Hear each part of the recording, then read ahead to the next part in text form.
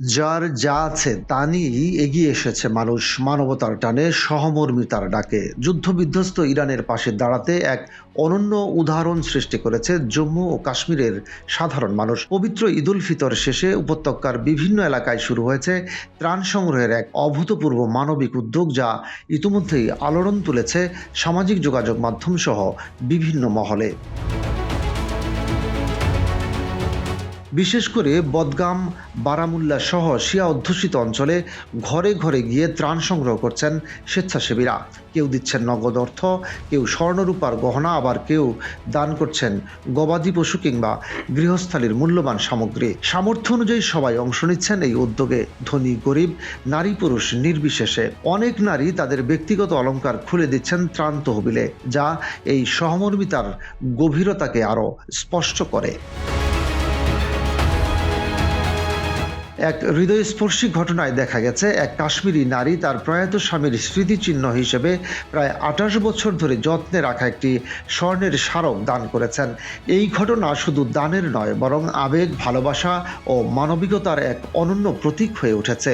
ভারতে অবস্থিত ইরানের দূতাবাস তাদের সামাজিক যোগাযোগ মাধ্যম প্ল্যাটফর্মে এসব ছবি ও ভিডিও শেয়ার করে কাশ্মীরবাসীর প্রতি গভীর কৃতজ্ঞতা প্রকাশ করেছে।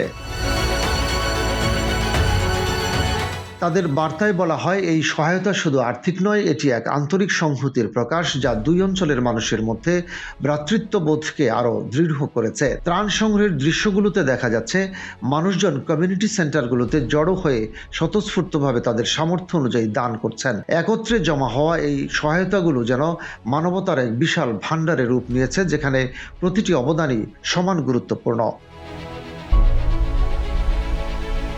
এই মানবিক উদ্যোগে যুক্ত হয়েছেন স্থানীয় জনপ্রতিনিধিরাও। বদগামের বিধায়ক মুনতাজির মেহেদি ইরানের জনগণের প্রতি সংহতি জানিয়ে নিজের ১ মাসের বেতন ত্রাণ তহবিলে দেওয়ার ঘোষণা দিয়েছেন। সামাজিক মাধ্যমে তিনি লিখেছেন, এই কঠিন সময়ে আমি ইরানের জনগণের পাশে দাঁড়িয়েছি। এটি সমর্থনের একটি ক্ষুদ্র নিদর্শন মাত্র। মানবতা সবকিছুর ঊর্ধ্বে থাকা উচিত। কাশ্মীর উইথ ইরান এবং স্ট্যান্ড উইথ ইরান, এই হ্যাশট্যাগুলো ব্যবহার করে ছড়িয়ে পড়ছে এই মানবিক উদ্যোগের বার্তা।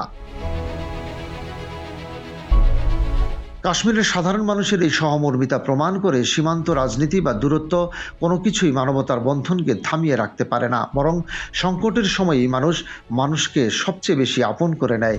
এই উদ্যোগ শুধু একটি অঞ্চলের সহায়তা নয়, এটি গোটা বিশ্বের জন্য এক অনুপ্রেরণা, যেখানে মানবতা এখনও বেঁচে আছে এবং একে অপরের পাশে দাঁড়ানোর ইচ্ছাই আমাদের সবচেয়ে বড় শক্তি।